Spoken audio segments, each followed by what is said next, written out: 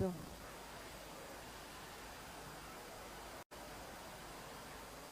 Alhamdulillah. Wassalatu wassalamu ala Rasulillah Muhammad ibn Abdillah wa ala alihi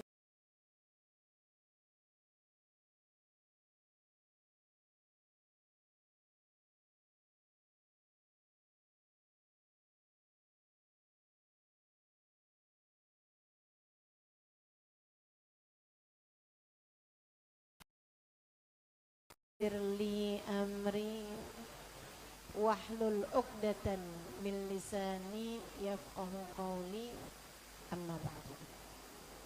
Alhamdulillah, sama-sama kita sayangi Ukhti Nancy beserta seluruh keluarganya. Kita doakan semoga selalu berada dalam rahmat ridha Allah Subhanahu wa taala. Dipanjangkan umurnya, sehatkan badannya, dimudahkan urusannya, dikabulkan hajatnya, dibahagiakan hatinya, dimuliakan hidup dunia akhiratnya.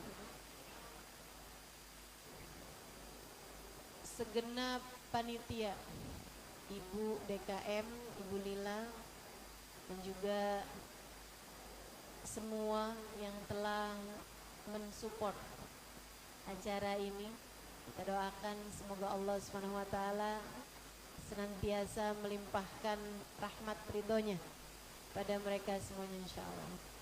Juga semua jamaah yang hadir, baik ibu-ibu, kakak-kakak, adik-adik, anak-anak, nenek-nenek, janda-janda, jomblo-jomblo. Semoga semuanya dirahmati, dicintai Allah Subhanahu wa taala.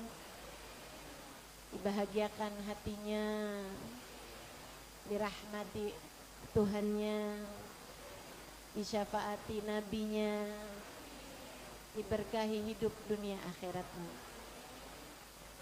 Saudaraku sekalian yang saya muliakan, pagi hari ini kita membahas dalam rangka Isra Mi'rajnya baginda kita Nabi besar Muhammad sallallahu alaihi wasallam mengenai bahagia dalam dekap rahmatnya Allah. Bu, Nabi Muhammad itu terutus kepada kita sekalian li sa'adatid darain, untuk kebahagiaan hidup kita dunia akhirat. Jadi kalau kamu merasa kok hidup saya nggak bahagia ya, berarti apa yang dituju oleh Nabi Muhammad kepadamu belum terlaksana.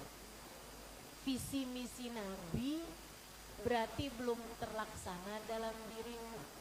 Kenapa belum terlaksana? Ya karena kamu belum dekat sama baginda Nabi besar Muhammad. Ya, Nabi itu tujuannya diutus li sa'adatid darain, untuk kebahagiaanmu. Dan kamu hidupnya bahagia. Enggak hanya di akhirat, tapi juga dimulai dari. Pernahkah kamu tahu bahwasanya para sahabat Nabi Muhammad enggak ada yang matinya bunuh diri? Sahabat Nabi itu enggak ada, Bu, yang matinya bunuh diri. Enggak ada. Sahabat Nabi Muhammad itu enggak ada yang kena penyakit mental seperti yang orang-orang sekarang gembar-gemborkan. Enggak ada. Enggak ada. Apa tuh namanya? Anxiety. Apalagi skizofrenia, bipolar, apa? Iya. Apa tuh? Patah hati.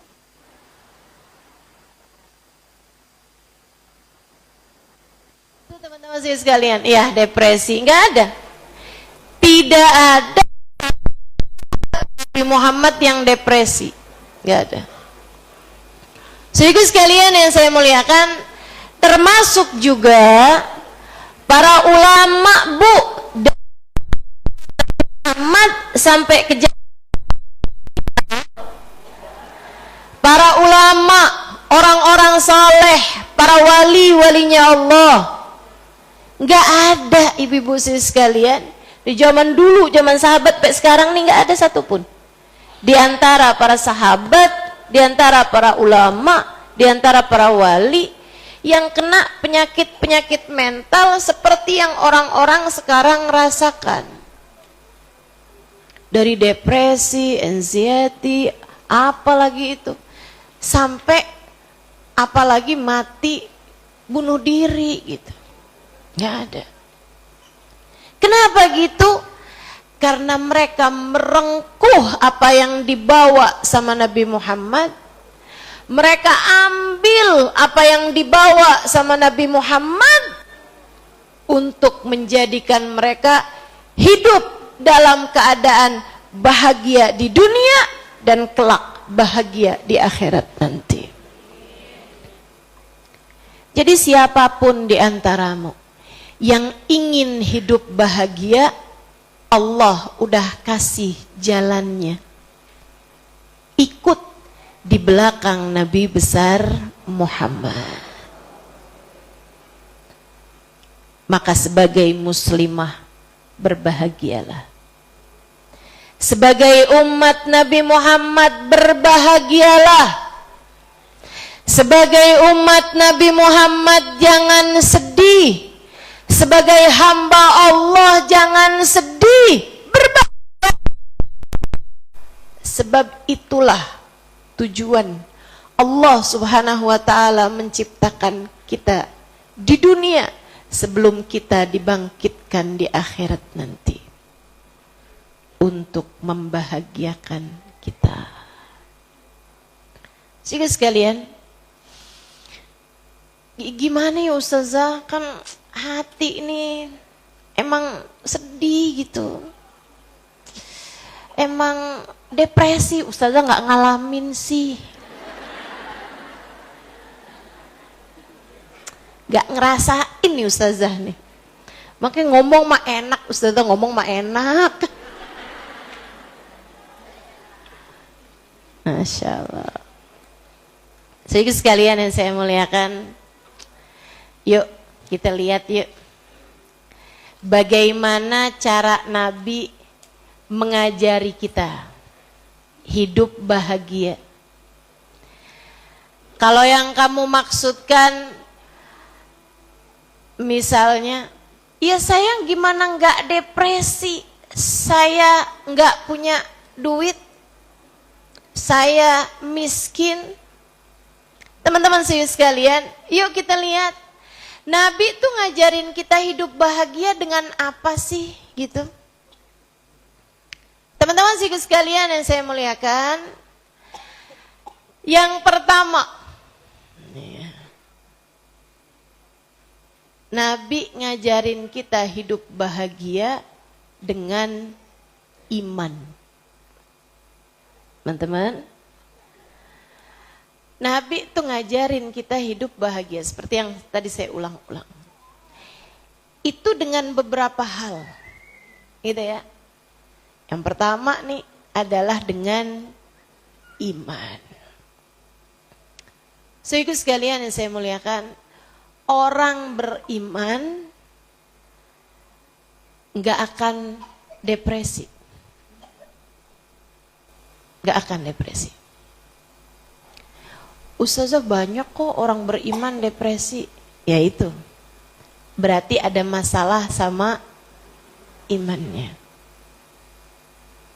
Iman itu meyakini bahwa tidak ada sesuatu terjadi kecuali dengan izin Allah. Iman itu meyakini bahwasanya pengendali segala urusan adalah Allah.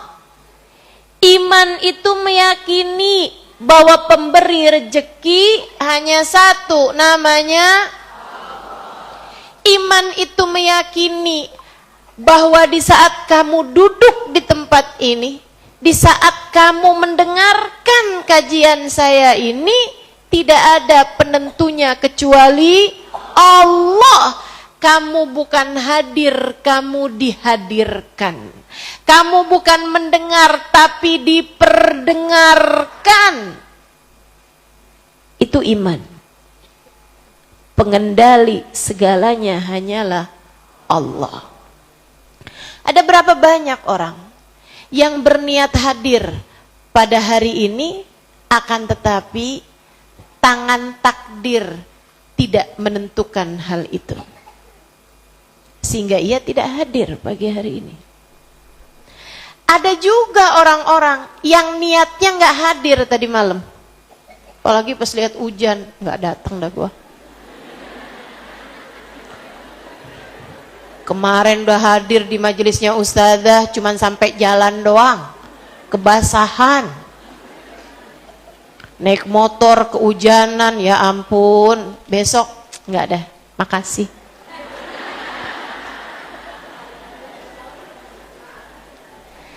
Tapi subhanallah, pagi hari ini faktanya, takdirnya, dia datang di sini. Dia ada di sini. Dia mendengarkan ucapan saya pagi hari ini. Karena memang teman-teman, pengendali segalanya hanyalah Allah. Yang menentukanmu tadi pagi bangun jam berapa, kamu sholat subuh atau tidak, kesingangan apa enggak, habis sholat subuh baca zikir atau tidak, semuanya penentunya hanyalah satu, namanya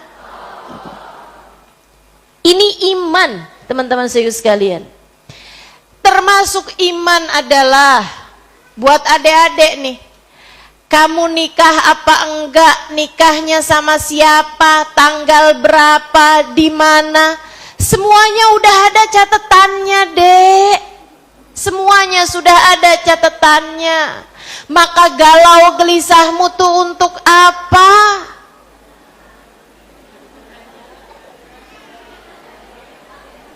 Saudara sekalian yang saya muliakan, ini sebabnya yang saya bilang, orang beriman gak akan depresi, orang beriman gak akan sedih hati berlarut-larut.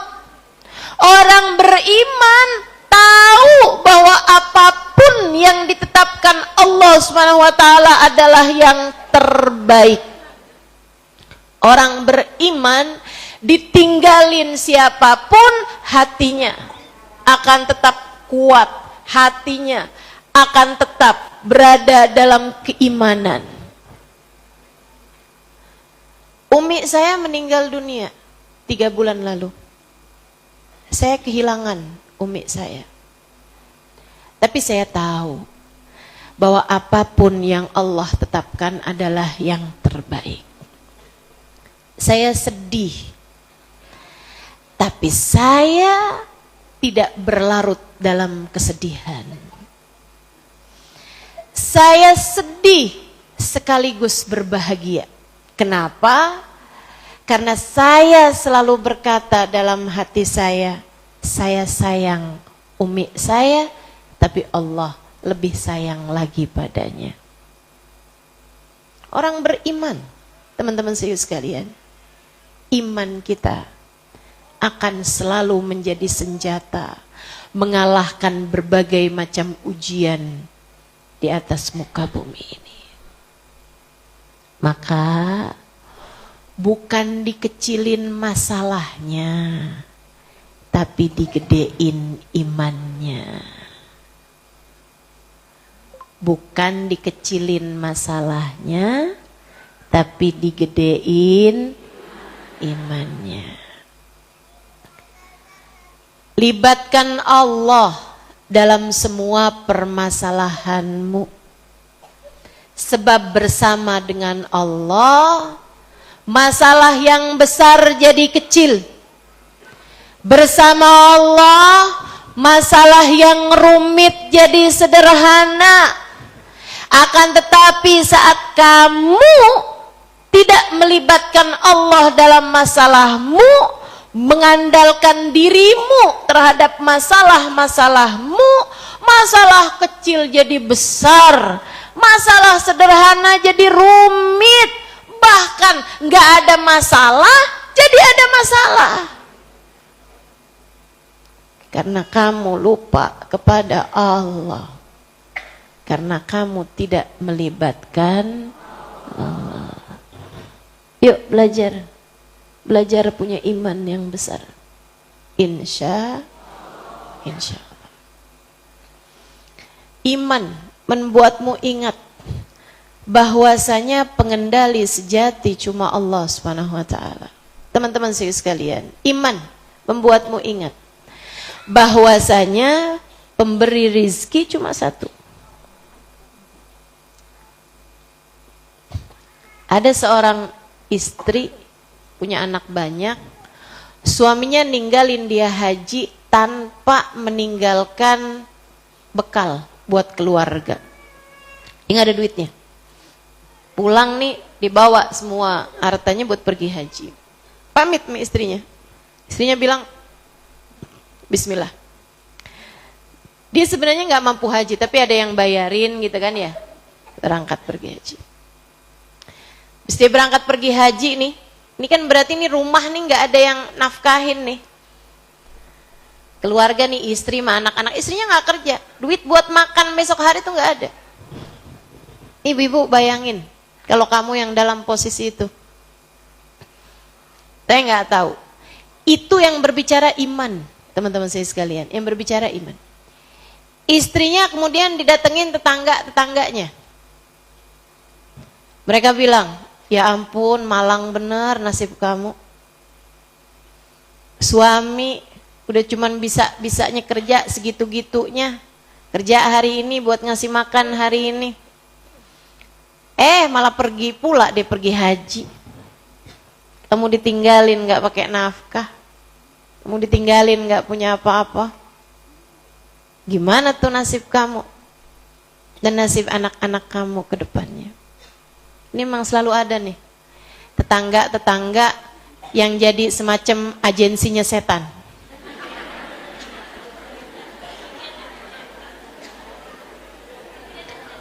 Perwakilan-perwakilan setan di atas muka bumi.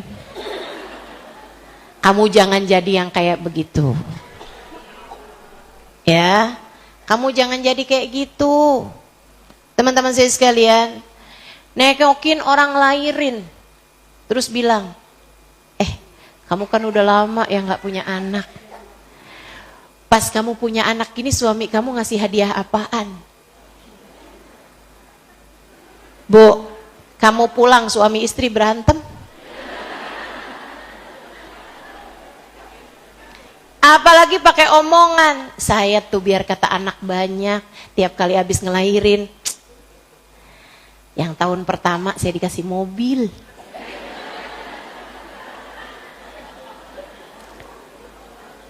Asli itu. Kamu pulang suami istri berantem. Kenapa gitu? Ya kamu jadi agennya setan. Kamu jadi perwakilannya setan di atas muka bumi ini.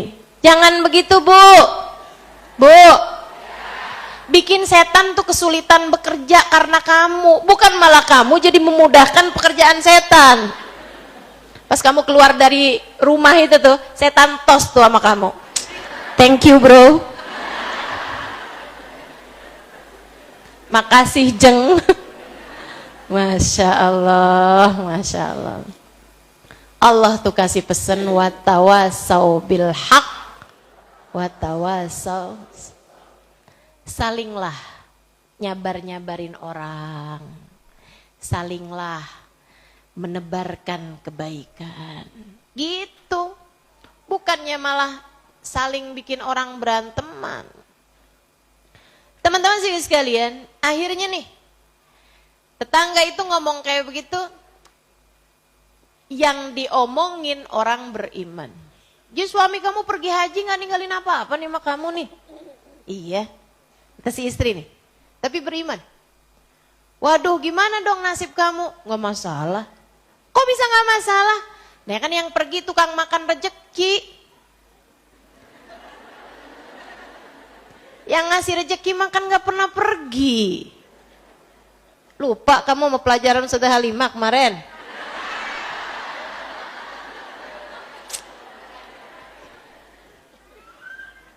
Nikmatnya hadir majelis kan begitu. Makanya banyak tuh ibu-ibu ustazah kalau habis ngaji aja, bener saya ustazah.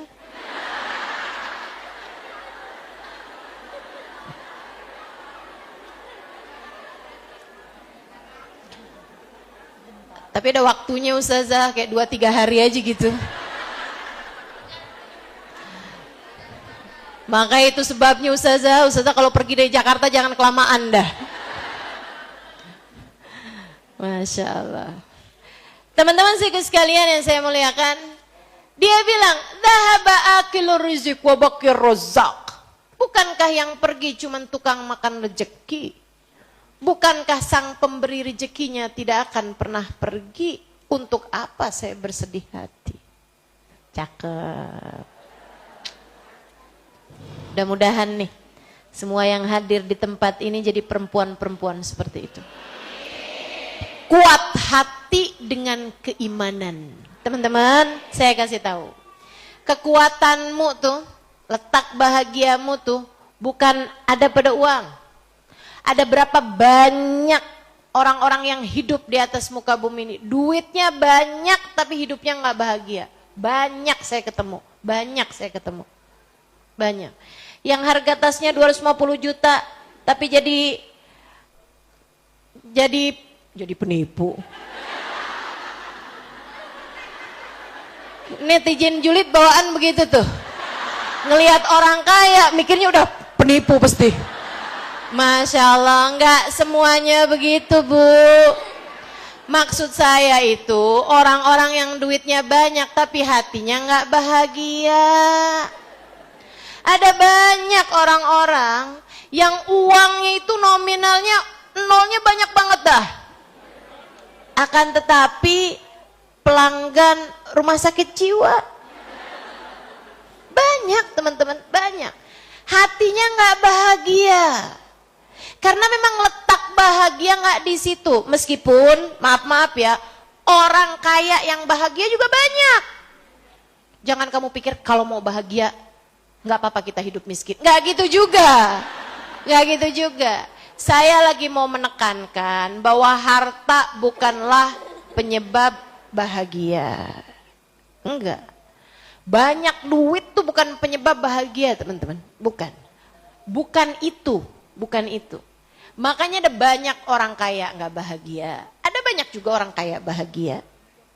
Ada banyak orang miskin nggak bahagia. Ada banyak orang miskin bahagia. Karena letak bahagia bukan di sana. Letak bahagia juga bukan pada kecantikan, teman-teman sekalian. Meskipun itu yang kayaknya pengen dijadikan sebagai tagline buat iklan-iklan skincare. Betul nggak? Saya tuh kok liatin TV, jarang-jarang saya nonton TV.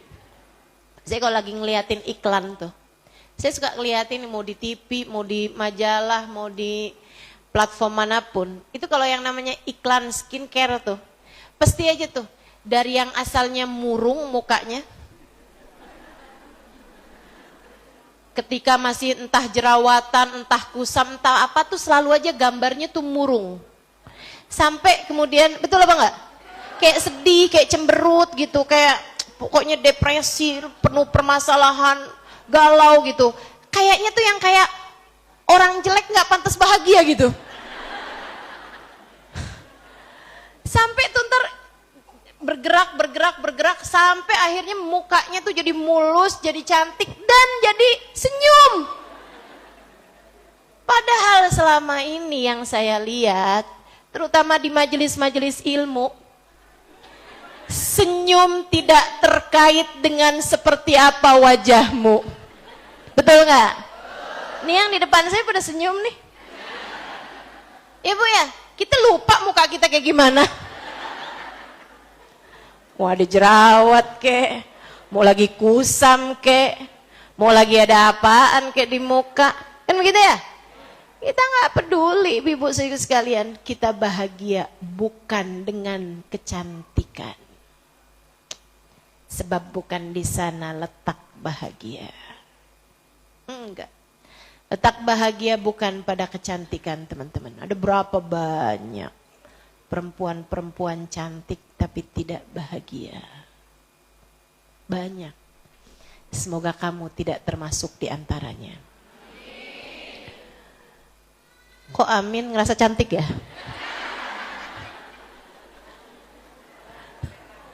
Iya betul, kita semua cantik ya Bu ya.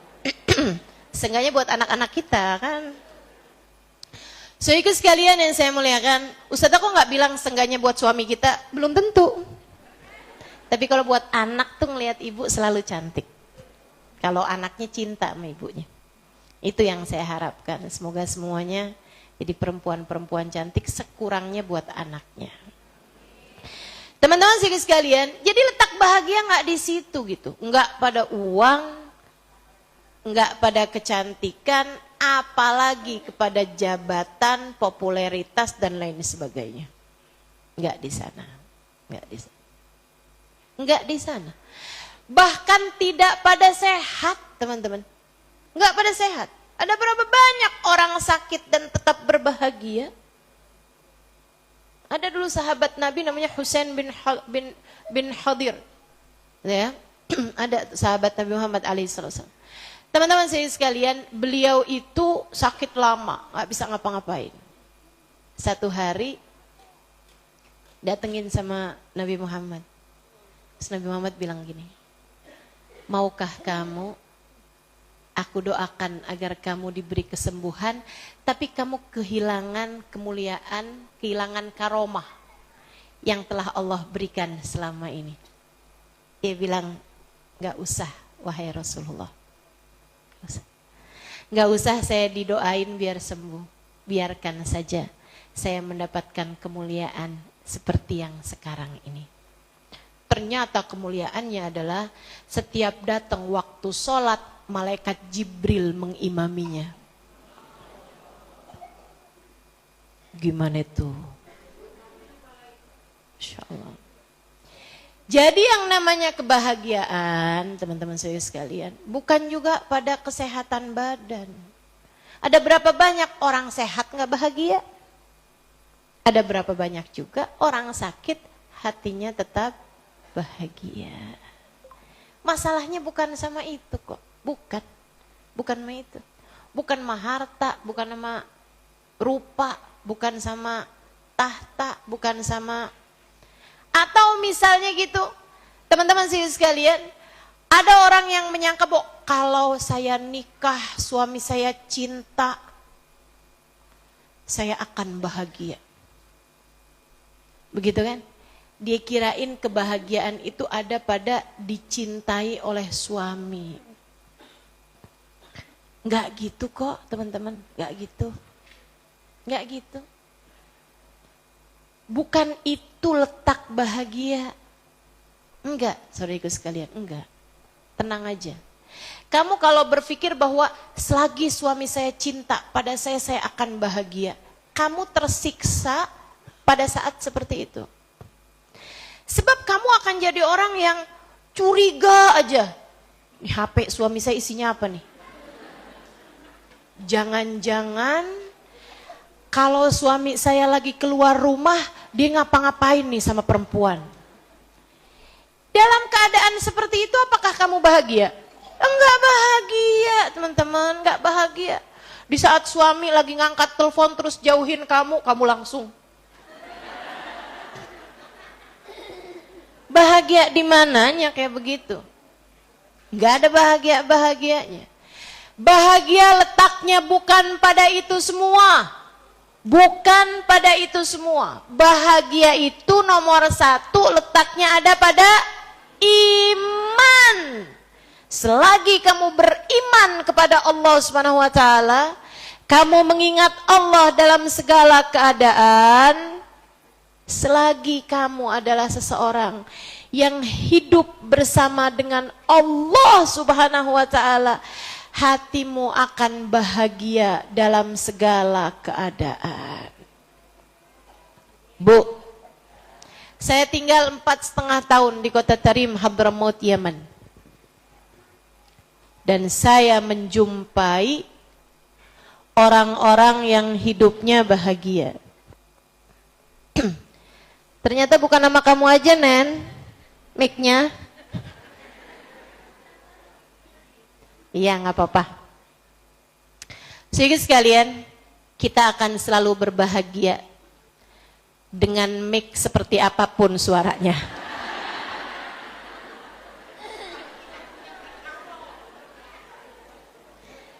Sebab pengendali mikrofon sesungguhnya adalah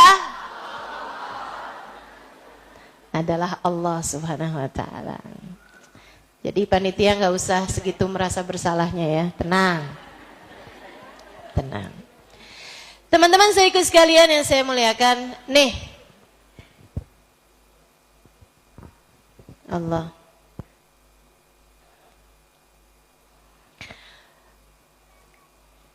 Sayyidah Robial Adawiyah. Oh enggak, saya mau cerita di Tarim tadi ya. Jadi sekalian, saya tinggal 4,5 tahun di kota Tarim. Saya banyak menjumpai orang-orang miskin.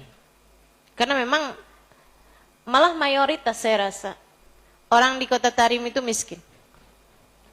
Saya banyak menjumpai orang-orang yang enggak cantik di kota Tarim. Jadi sekalian yang saya muliakan, akan tetapi secara mayoritas saya mendapati mereka adalah orang-orang yang hidupnya bahagia. Bahagia hidupnya. Masya Allah.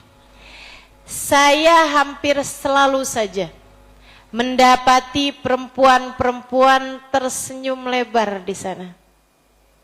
Dengan atau tanpa kemewahan yang bersama dengan mereka.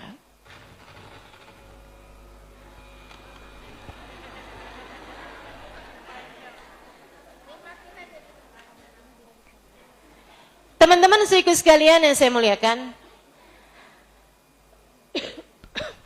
di antaranya ada tuh yang saya ceritain di buku Bidadari Bumi. Hamba-hamba tercinta di sisi Allah Subhanahu wa taala.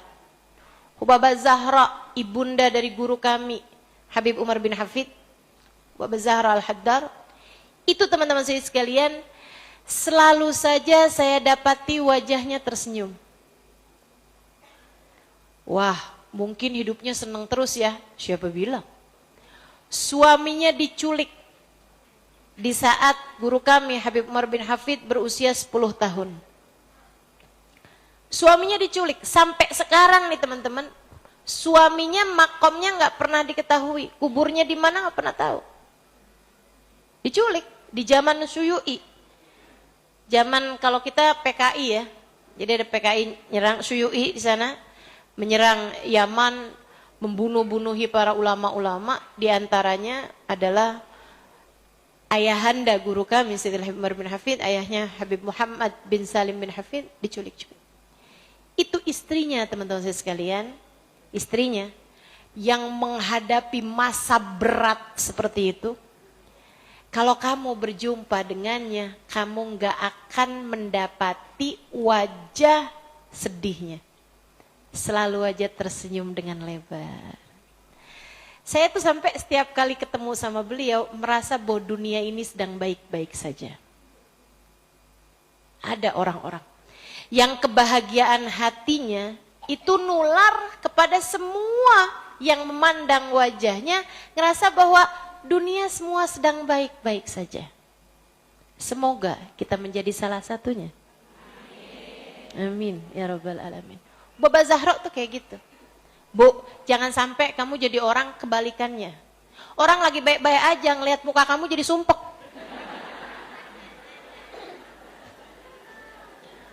Orang lagi seneng-seneng liatin muka kamu tuh jadi 4 gitu kan. Lah yang setiap ketemu minta utangan. Gue lagi susah nih, lo ada gak? 2 juta deh, 2 juta. Lah ya kan orang lagi hatinya seneng juga jadi gak seneng ya. Masya Allah. Teman-teman siku sekalian yang saya muliakan, ini Hubabah Zahra gitu. Tiap ngelihat beliau, Masya Allah, senyum lebar banget senyumnya.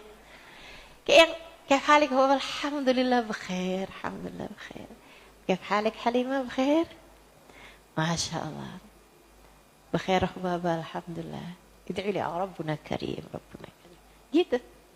Tuhan kita kan maha baik ya nak, alhamdulillah, alhamdulillah.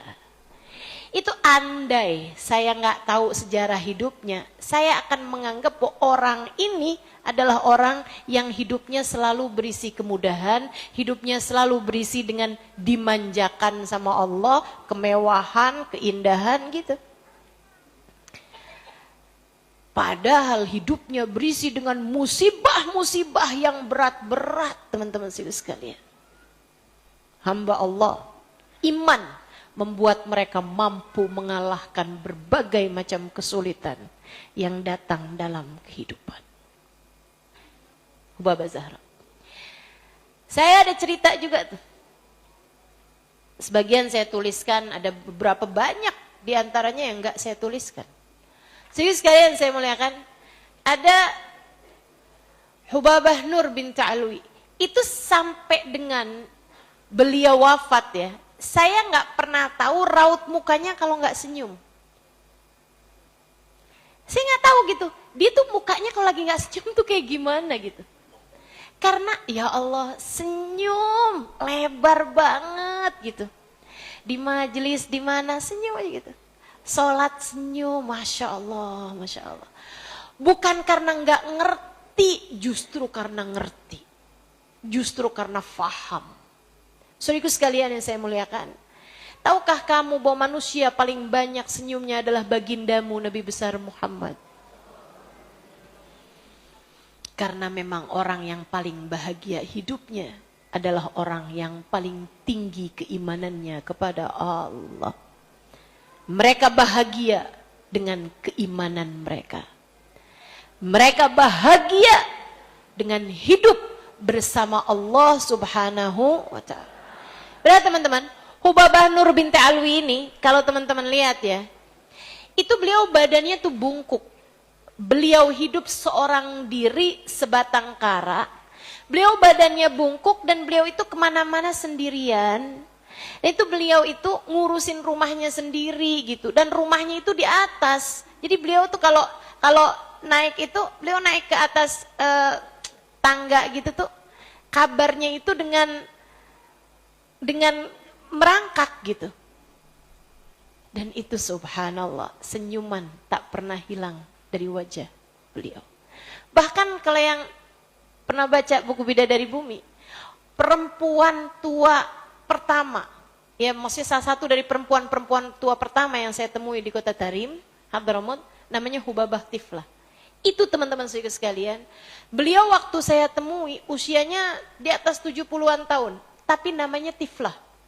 Tiflah artinya bayi. Waktu saya tanya kepada yang nganterin saya ketemu sama beliau, Ustazah Zainab, itu ya, waktu saya tanya, kenapa kok namanya Tiflah? Katanya Ustazah Zainab, bilang, li'annaha katiflah ya Halimah. Karena beliau itu orang tua tapi kayak bayi Halimah. Kayak gimana kayak bayi? Nggak pernah tahu menyakiti siapapun. Hati yang bahagia hanya akan selalu menebar kebahagiaan. Dan tidak pernah tahu caranya menyakiti siapapun. Kayak bayi, ada nggak yang tersinggung sama bayi? Gue gak demen nih sama bayi nih. Kenapa emang? Ngeliat gue gak senyum gitu, astagfirullah. Gak ada. Orang tuh kalau sama bayi semuanya seneng. Orang tuh yang asalnya gak senyum aja ngeliat bayi senyum. Betul apa gak? Itu teman-teman Hubabah Tiflah. Saya tuh udah waktu awal kali dibilangin dia adalah seorang perempuan tidak pernah menyakiti siapapun. Saya bayangin beliau tuh hidup dalam kemewahan, hidup dalam kesehatan, hidup dalam keadaan yang menyenangkan, sampai saya masuk ke dalam rumahnya. Itu bidadari bumi nomor 1 tuh. Bidadari bumi pertama saya dan nomor 1, saya tulisin itu. Karena memang itu yang pertama kali saya dapatin, teman-teman. Saya datang dari Indonesia, bulan Sya'ban, itu adalah lebaran pertama saya. Saya dibawa ketemu Baba Tiflah. Sama Ustaz Zainab tuh teman saya, dia bilang, "Ta'al, menazur Baba Tiflah." Gitu. Saya nyampe ke rumahnya teman-teman saya sekalian. Itu rumahnya miskin papa. Miskin papa lagi. Kayaknya nih miskin papa mama juga. Dari miskinnya. Asli miskin banget teman-teman. Saya masuk dalam rumahnya, itu tuh temboknya aja nggak dilabur, temboknya itu nggak dipakein, nggak di semen gitu. Dan di sana itu tembok itu teman-teman bikinnya dari tanah. Jadi kita tuh kalau masuk di rumahnya, jadi kayak ada di tengah kuburan gitu. Karena tanah semuanya nih, lihat atas tanah, lihat bawah tanah, semua tanah gitu. Dan itu lantainya itu cuman kayak ditaruhin ini yang ditaruhin kayak semen, lapisan semen sedikit gitu. Dan di ruangan situ tuh yang pastinya adalah ruang tamu, saya rasa di situ juga mereka tidur, di situ juga mereka makan, gitu kan ya. Karena ada bantal-bantal yang ditumpuk di sudut ruangan yang udah nggak jelas warnanya lagi dari kelamaan dipakai gitu. Nggak ada apa-apa, nggak ada karpet, nggak ada apa-apa. Cuma ada karpet tipis gitu yang udah sebagiannya tipis di tempat-tempat yang biasa mereka duduki gitu. Dan itu, saudaraku sekalian, begitu saya masuk dalam rumahnya, bahkan dari luar tuh, semua yang ada di rumahnya tuh kayak yang ahlan wa sahlan, marhaba. Dikenal Ustaz Zainab kan, ya hayya bi Ustaz Zainab, ini siapa nih yang barengan Ustaz Zainab gitu kan. Bilang, oh ini Halimah dari Indonesia gitu kan. Oh Masya Allah, ya hayya bi Halimah, ya hayya bi Halimah. Saya dipelukin satu-satu sama mereka teman-teman. Padahal saya bukan siapa-siapanya. Emang bahagia, masalahnya bukan maharta, bukan marupa, bukan nama semua yang kamu kira sebagai sebab kebahagiaan. Bahagia letaknya di hati. Ia ada pada hati yang penuh dengan iman. Saya masuk dalam rumahnya, habis disambut seseneng itu sama mereka gitu. Habis saya masuk teman-teman saya sekalian, saya cari-cari aja mana dia nih Baba Tiflah gitu. Ternyata di sudut ruangan Ustaz Zainab bawa saya ke sana, perempuan tua dan buta. Tua dan buta. Kebayang gak sih? Segitunya bahagia. Sebahagia-bahagianya. Saya dibawa sama Ustaz Zainab tuh, ketemuin sama beliau itu, terus Ustaz Zainab salaman gitu kan, cium tangan, terus bilang, Zainab, Baba Zainab, Zainab Al-Khatib. Dia terus bilang, ya hayya bi Zainab, ya hayya bi Zainab, halik Zainab, dengan senyum lebar, ya hayya bi Zainab, ahlan wa sahlan bi Zainab, gitu. Habis itu Ustaz Zainab ya, minta saya untuk mendekat ketika udah selesai salamannya, terus beliau bilang gitu, Hubaba, Halimah nih, Halimah Al-Aidarus dari Indonesia. Dia datang ke sini buat belajar, Hubaba, buat nuntut ilmu nih. Doain biar dapat ilmu manfaat, biar nanti bisa disebarkan lagi ke negerinya, doain Hubaba gitu. Ustaz Zainab minta saya iniin Hubaba. Saya pun pegang tangannya Hubaba, yang kanan saya cium. Beliau kemudian tangan kanannya saya cium, tangan kirinya pegang-pegang muka saya. Kayak mau ngebayangin nih anak mukanya kayak gimana gitu kan. Habis itu diliatin, saya waktu itu kurus ya. Sangat kurus ya. Teman-teman sih sekalian, dia terus pegangin gitu. Kayaknya mulai kelihatan, oh ini pesek. Kayak udah bisa ngebayangin gitu. Nah, orang Arab kan hidungnya mancung-mancung. Udah tuh, dia sambil bayang-bayangin gitu. Terus tangannya itu yang sebelah kiri itu turun gitu kan ke leher saya gitu. Terus abis itu beliau berhentikan di dada saya. Saat itulah beliau kemudian berdoa. Habisnya beliau bilang, ya hayya bi Halimah, ya hayya bi Halimah, ya hayya bi Halimah, ahlan wa sahlan bi Halimah, gitu. Habis itu beliau taruhin tangannya tuh di dada saya, terus beliau mulai doa. Allah la yu'adzibik Halimah, Allah la yu'adzibik, Allah ma yu'adzibik Halimah, Allah ma yu'adzibik binti. Habis itu beliau doa, satu doa itu aja diulang-ulang. Semoga Allah tidak pernah menyengsarakanmu, nak. Semoga Allah tidak pernah menyengsarakanmu. Semoga Allah tak akan pernah menyengsarakanmu, nak. Ya Allah, jangan pernah sengsarakan anak ini, ya Allah. Dunia akhiratnya, ya Allah, jangan pernah sengsarakan dia, ya Allah. Jangan pernah susahkan hidupnya, ya Allah. Jangan pernah sengsarakan hidupnya, ya Allah. Ya Allah, jangan pernah sengsarakan hidupnya. Dia doa, teman-teman, enggak berhenti satu doa itu aja.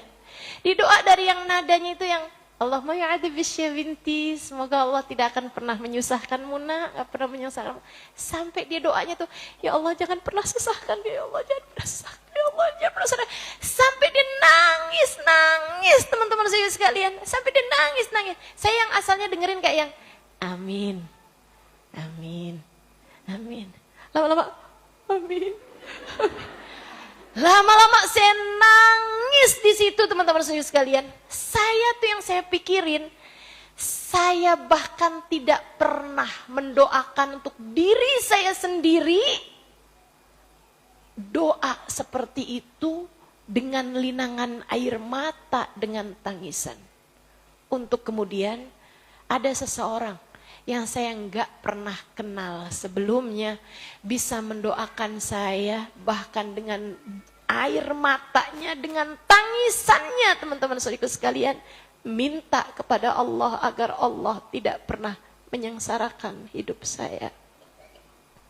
Saya nangis, gak tahu berapa lama nangis saya di situ. Terisak-isak, saya nangis di lantai rumah Hubabah Tifla. Saat itu saya tahu bahwasanya doa merupakan hadiah terindah yang bisa diberikan seseorang. Dan saya ngerasa waktu itu, padahal paginya tuh saya ngerasa itu adalah lebaran paling malang dalam kehidupan saya. Karena itu kali pertama saya lebaran jauh dari orang tua, jauh dari opor, nastar, ketupat gitu ya. Akan tetapi ketika hari itu saya sudah mendapatkan doanya Hubabah, saya ngerasa bahwa itu adalah lebaran paling bahagia dalam kehidupan saya. Saudara sekalian, sekali lagi, bahagia tidak ada pada rupamu. Bahagia bukan terdapat pada hartamu. Bahagia tidak ada pada kesehatan ragamu. Bahagia bukan terdapat pada tahta, popularitas, bahkan bahagia tidak terdapat pada cinta manusia. Gak ada. Bahagia ada pada iman. Iman yang membuat hati manusia bahagia.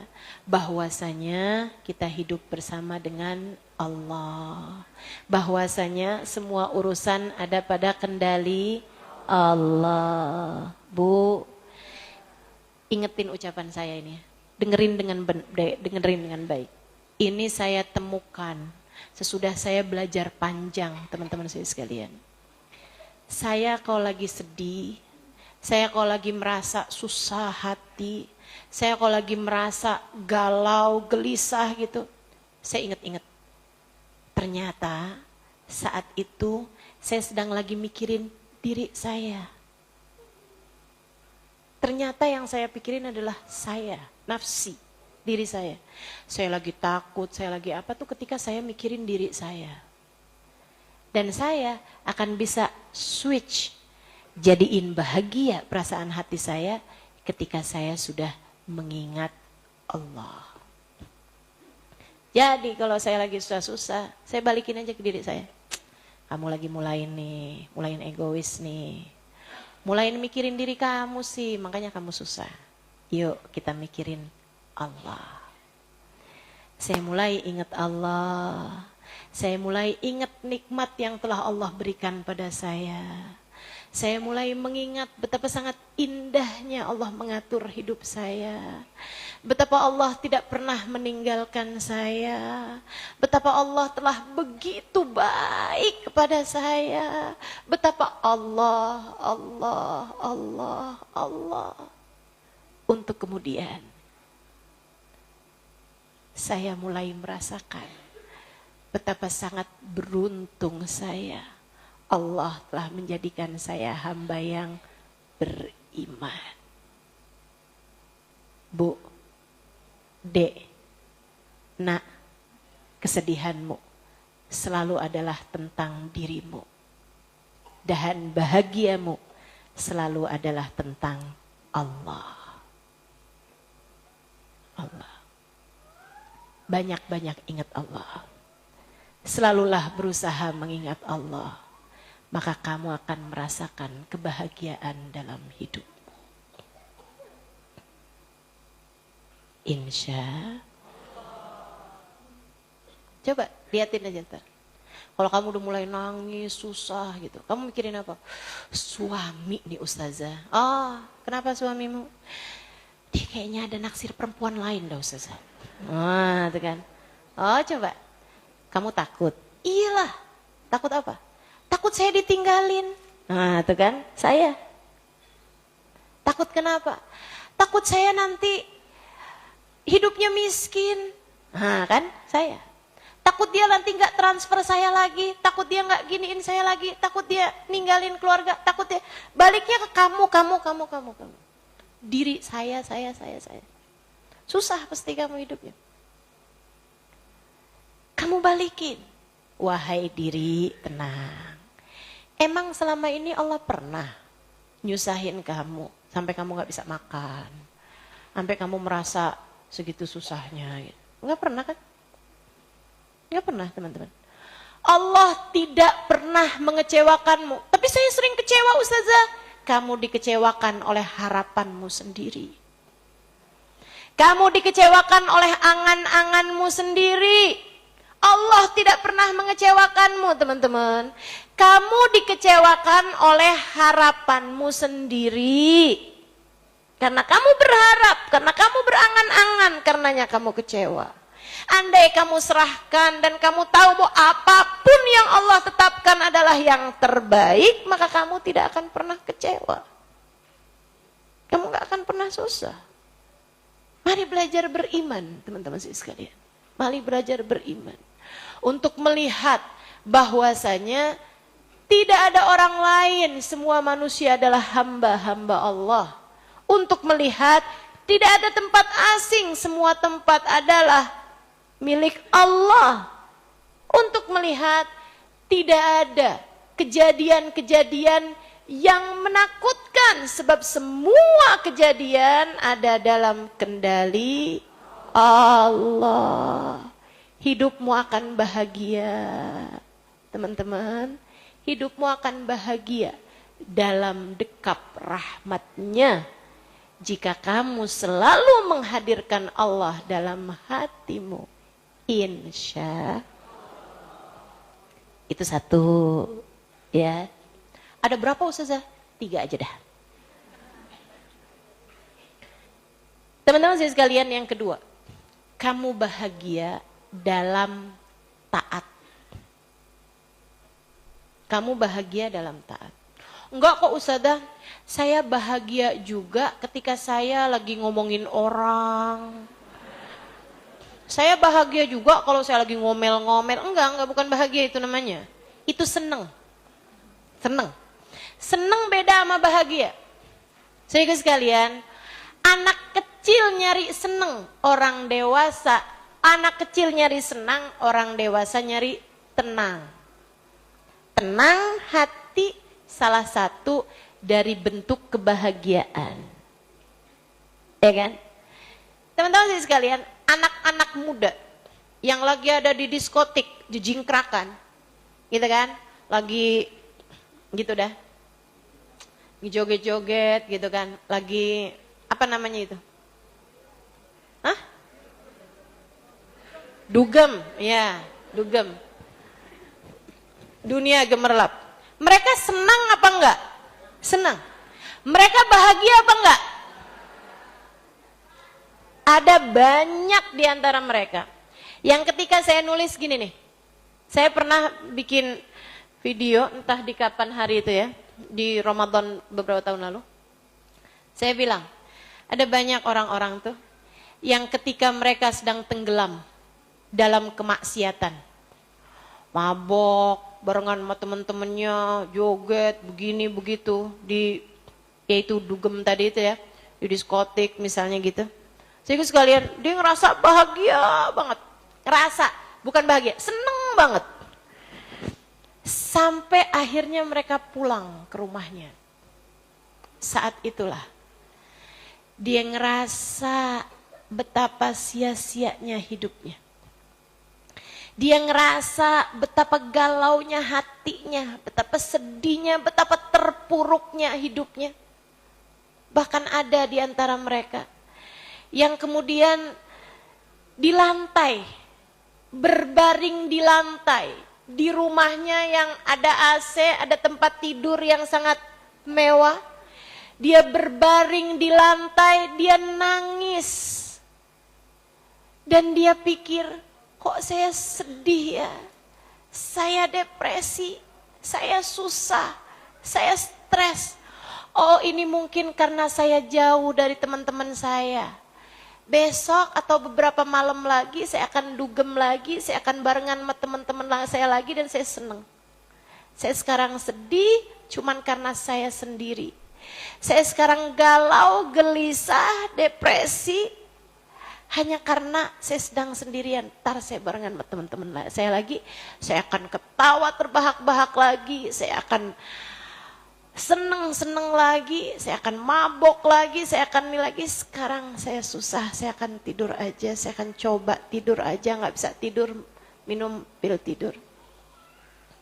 Saudaraku sekalian yang saya muliakan, bahagia apanya yang kayak begitu? Dia pikir dia sedih karena dia sendirian, bukan. Dia sedih karena ruang hati yang seharusnya berisi Allah tidak ada dalam dirinya. Saudaraku sekalian yang saya muliakan, yang semestinya hatimu keisi Allah itu nggak bisa digantikan dengan apapun. Itu adalah lobang besar dalam kehidupan seseorang yang baru bisa keisi kalau ada Allah dalam hatinya.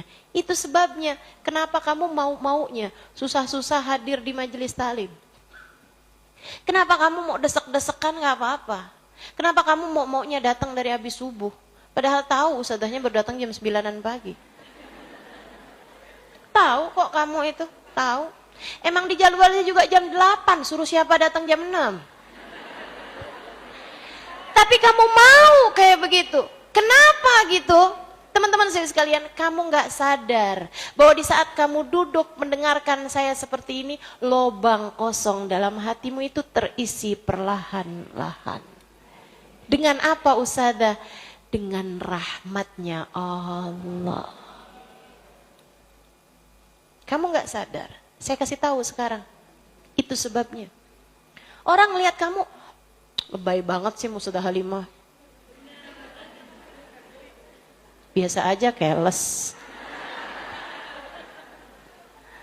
Orang lihatnya nih orang kenapa dah. Ampun. Sampai saya diprotesin sama orang-orang. Ustazah, saya bikin majelisnya Ustazah Halimah, ada yang nanya, bisa nginep gak di situ? Insyaallah. Jadi sekalian yang saya muliakan, bahagia itu letaknya ada pada iman yang pertama, kemudian ada pada taat yang kedua. Tidak ada pada dosa. Dosa hanya menjanjikan kamu senang, tapi bukan tenang. Dosa hanya menjadikan kamu sukacita sebentar. Sukacita, gembira sebentar, akan tetapi bukan bahagia. Ia hanya menjanjikanmu gembira, tapi bukan bahagia. Bahagia letaknya ada pada taat pada Allah Subhanahu wa taala. Adik-adik, yang orang pikir pacaran bahagia, enggak ada, Dek. Enggak. Pacaran menjanjikanmu gembira saat kamu bersama dengan pacarmu. Pacaran itu yang terjadi, ini saya kasih tahu. Pacaran itu yang terjadi saat kamu bersama dengan yang bukan mahram kamu gitu ya, berdua-duaan gitu kan. Teman-teman sekalian, yang terjadi di saat seorang pacaran adalah, ini Allah yang cerita nih, nggak mungkin salah. Zayyana syaitanu lahum a'malahum, setan menghias-hiasi keadaan mereka. Makanya sampai ada orang bisa-bisanya loh pacaran di kuburan. Kurang absurd apa teman-teman? Dulu-dulunya dia sebelum pacaran kalau lewat kuburan lari. Takutan. Lah ini bisa-bisanya loh pacaran di kuburan. Apa nggak takut ada tangan narik dari bawah? Apa nggak takut ditontonin tuh gitu? Serem banget kan kalau dipikir pakai akal sehat. Lah kok bisa-bisanya gitu tempat segitu menyeramkannya jadi tempat kamu pacaran. Teman-teman saudaraku sekalian, kenapa bisa kayak begitu? Zayyana syaitanu lahum a'malahum. Setan menghias-hiasi keadaan-keadaan mereka. Yang serem jadi kayak bagus gitu. Pacarnya tuh jeleknya minta ampun.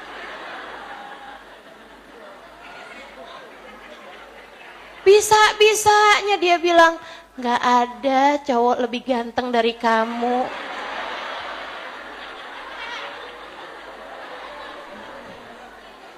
Coba deh dengerin orang pacaran, mau muntah kamu. Bener, Masya Allah. Saya liatin dari tadi malam kenapa gelap banget. Ternyata semua bintangnya udah pindah ke mata kamu.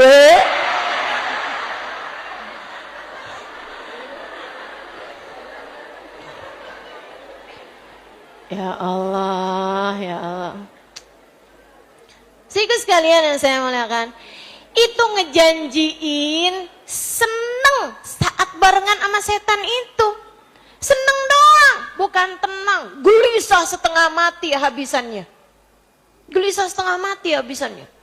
Waduh, begitu dia sendirian, dia curiga aja.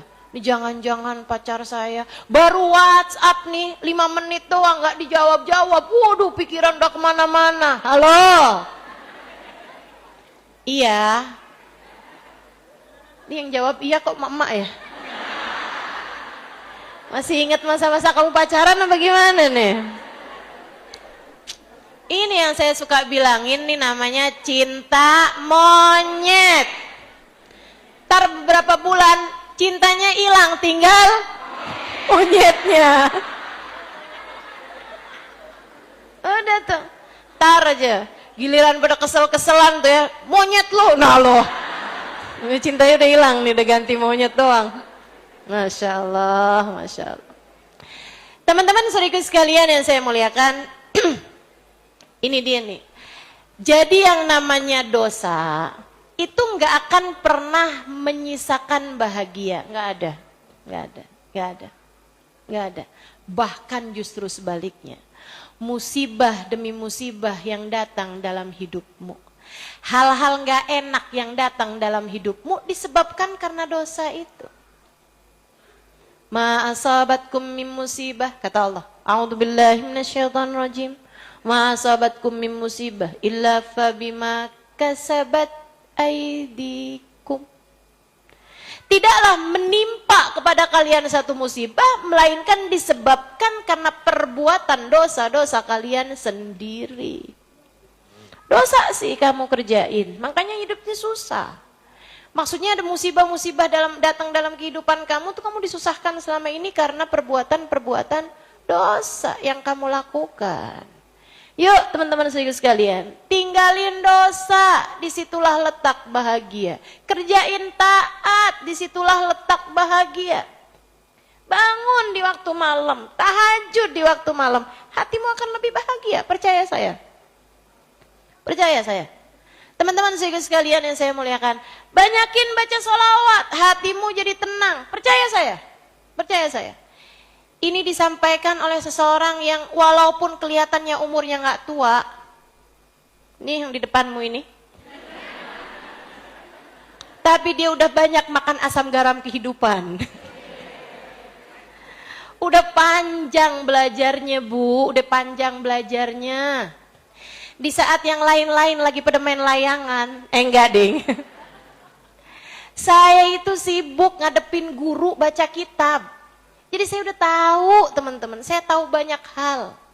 Ibu sekalian yang saya muliakan, taatmu membawamu kepada kebahagiaan. Sampai sekarang pernah nggak ada yang nyesel berapa tahun tuh saya nggak kenal dugem. Dulu tuh saya tuh ya, tiap malam tahajud nyesel banget dah. Ada yang kayak begitu? Nggak ada. Nyesel dulu tuh. Saya baca Quran tiap hari 1 juz gitu, nyesel. Kalau nyeselnya, kenapa nggak 2 juz, kenapa nggak 3 juz? Mungkin. Tapi kalau misalnya nyesel banget, kenapa tuh dulu tuh ya, saya nggak pacaran aja gitu. Kenapa saya sibuk baca Quran? Kenapa saya sibuk ngafalin Quran? Nggak pernah. Saya nggak pernah dengar. Karena memang itu bukan sesuatu hal yang pernah disesali sama seseorang. Teman-teman, nyesel itu karena nggak pinter jaga lisan. Karena bohong, karena ngomongin orang, karena marah-marah, karena kata-katamu menyakiti orang, itu nyesel. Tapi kalau karena sholawatan, karena nih saya dakwah kayak gini, ini nggak pernah saya nyesel. Karena saya menyampaikan hadis Nabi, menyampaikan ayat Quran, saya nggak pernah nyesel teman-teman. Nggak pernah nyesel. Maka saudaraku sekalian yang saya muliakan, yakinlah bahwa taat berbuah bahagia di dunia sebelum kelak taatmu berbuah bahagia di akhirat nanti. Termasuk sama Allah disuruh kamu sama suamimu yang benar, yang hormat, bicara yang bagus, jangan sakitin hatinya. Kan begitu? Itu gak akan pernah kamu sesali teman-teman. Yang kamu sesali justru malah, iya ya kenapa ngomong gitu sama suami, ya ampun, nyesel dah saya. Ya kan gitu. Makanya saudaraku sekalian, biar gak banyak penyesalanmu, setiap kamu ngerasa bikin salah sama suami, minta maaf. Maafin ya tadi, maafin ya kayaknya kata-kata saya gak enak tuh gitu. Dan itu kata-kata yang ingetin tuh ya, ngomong minta maaf tuh mesti kayak gitu. Jangan yang maaf ya. Maaf ya. Saya tuh tadi kayaknya emang ngomongin sesuatu yang nggak enak gitu, tapi jangan lupa kamu juga sering ngomong kayak gitu.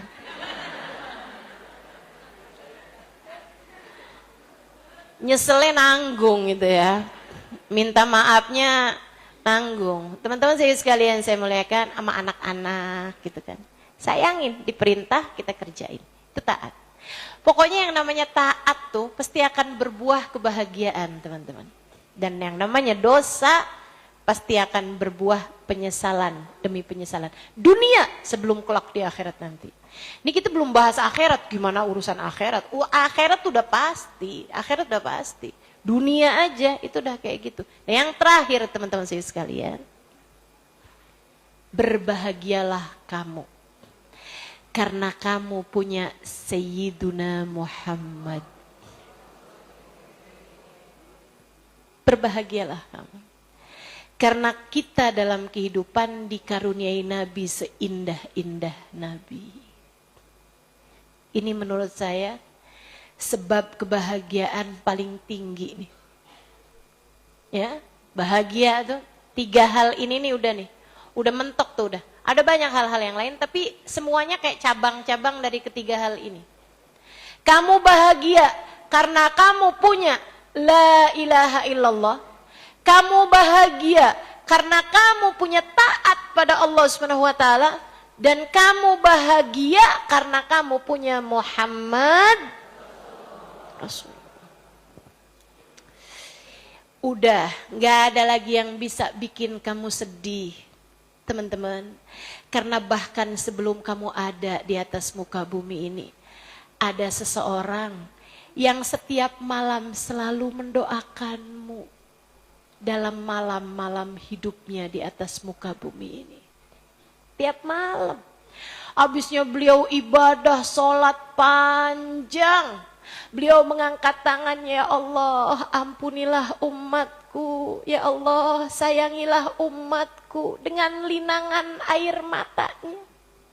Bahkan sebelum kita ada di atas muka bumi ini, keadaan kita sudah didului oleh tengadah tangan baginda kita Nabi besar Muhammad, memintakan kepada Allah agar kamu selalu disayangi olehnya, agar kamu selalu diampuni olehnya, agar kamu selalu dirahmati olehnya. Maka berbahagialah dengan Nabi Muhammad. Saudara sekalian, saya lama belajar sejarah hidup Nabi Muhammad. Saya tuh suka mikir gitu, ya Allah, dulu saya suka mikir, Allah nih gak sayang apa ya sama Nabi Muhammad, kesian banget gitu. Dari lahir gak pernah kenal bapak, habis itu umur 6 tahun baru balik sama ibunya.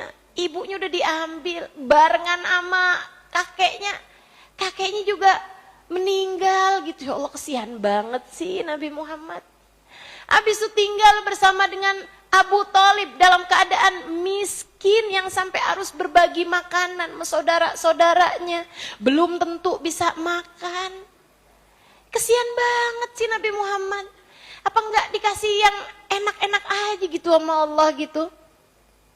Kok dikasih kehidupan beliau begitu kelihatan kayak menderita gitu secara fisik, teman-teman.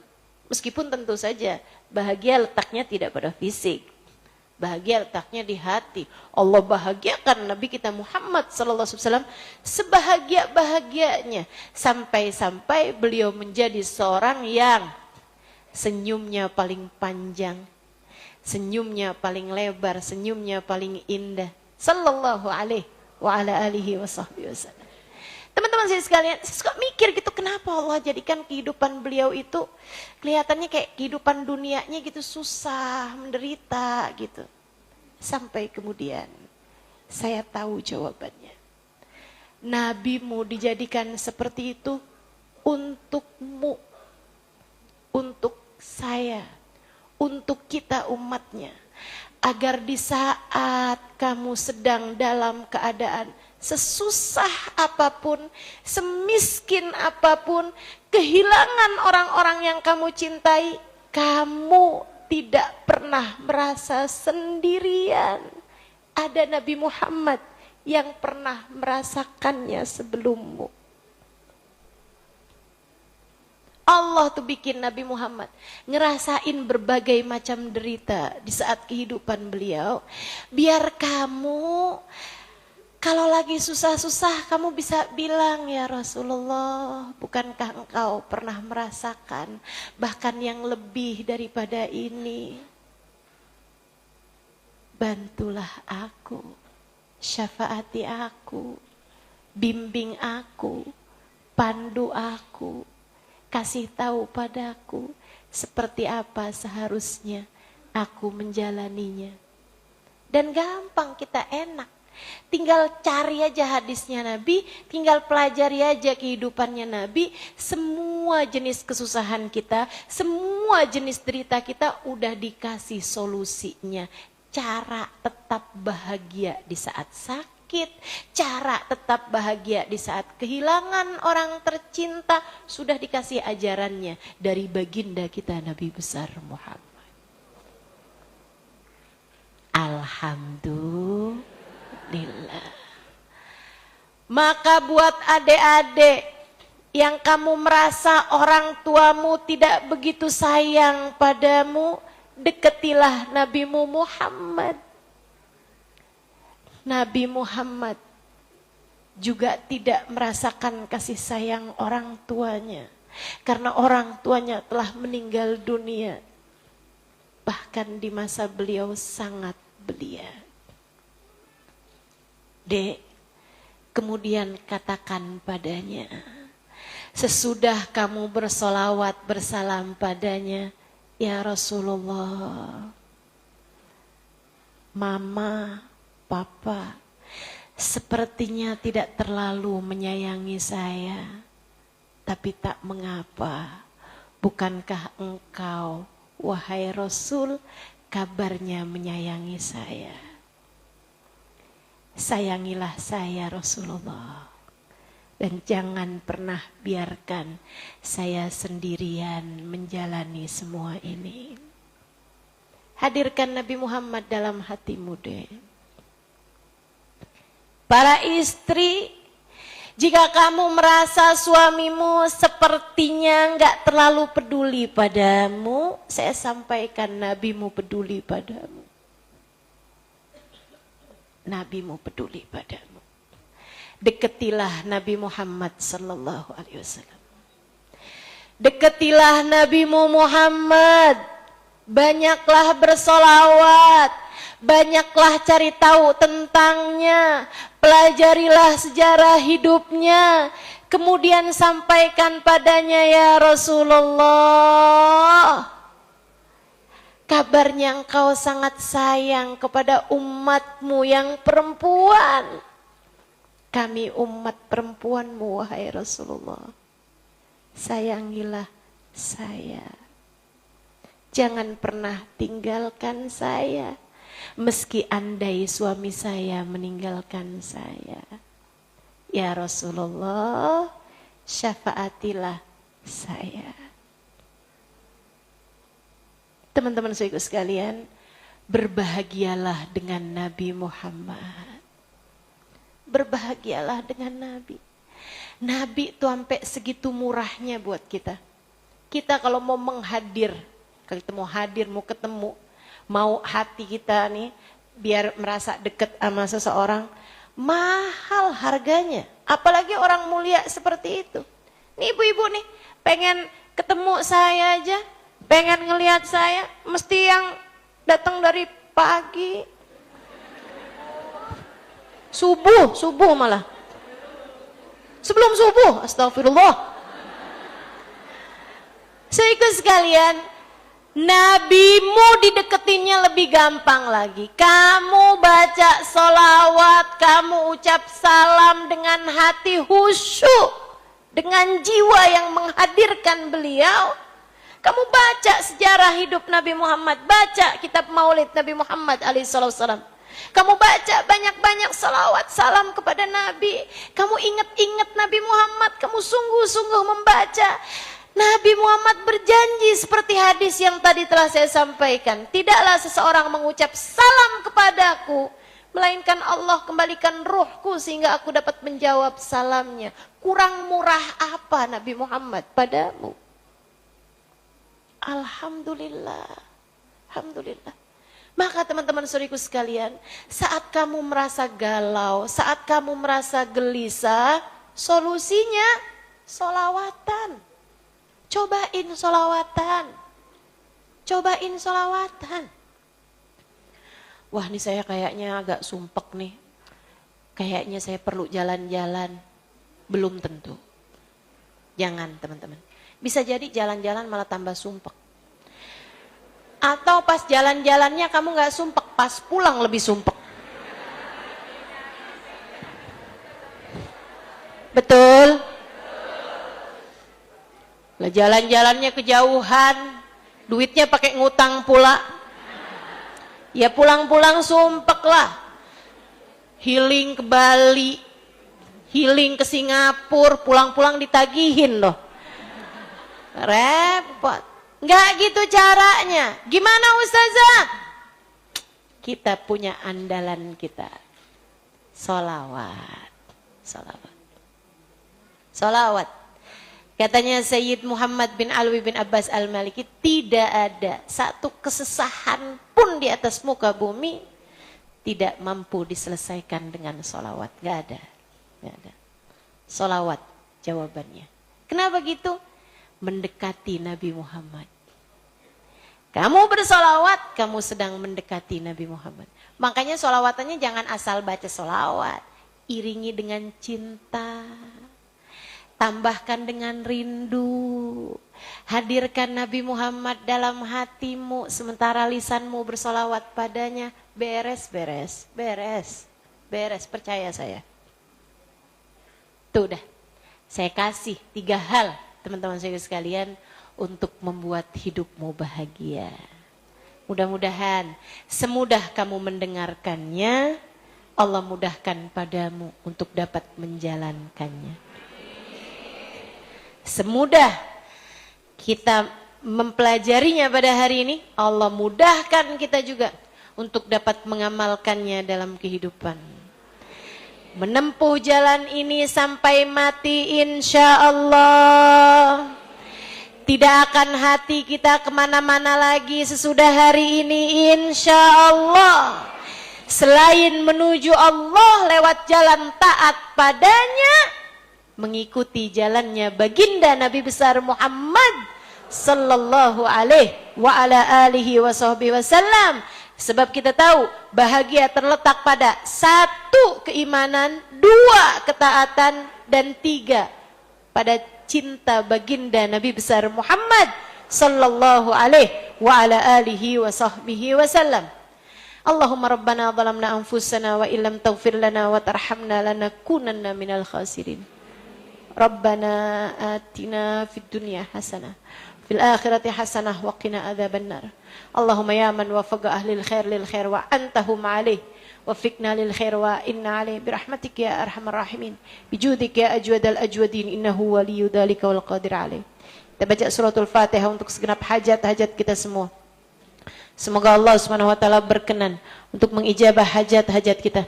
Yang sakit-sakit biar pada sehat semuanya insyaallah.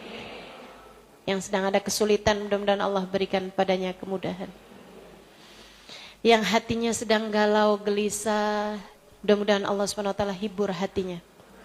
Allah bahagiakan hatinya. Sebagaimana Allah telah membahagiakan hati hamba-hamba tercinta di sisinya. Kita minta kepada Allah Subhanahu wa taala pandangan rahmat, dekap kasih sayang Allah Subhanahu wa taala kepada kita sekalian insyaallah.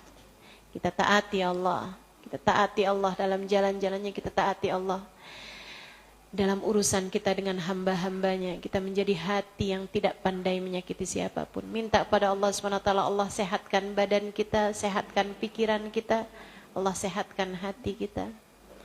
Kita minta pada Allah SWT ampunan darinya, kita minta kasih sayangnya, kita minta husnul khatimah, bahagia dan mulia hidup dunia dan akhirat.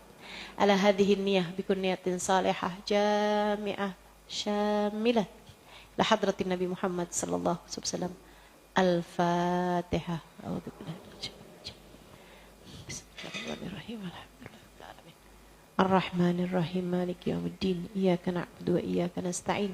Ihdinas siratal mustaqim. Siratal ladzina an'amta 'alaihim ghairil maghdubi 'alaihim waladdallin. Amin.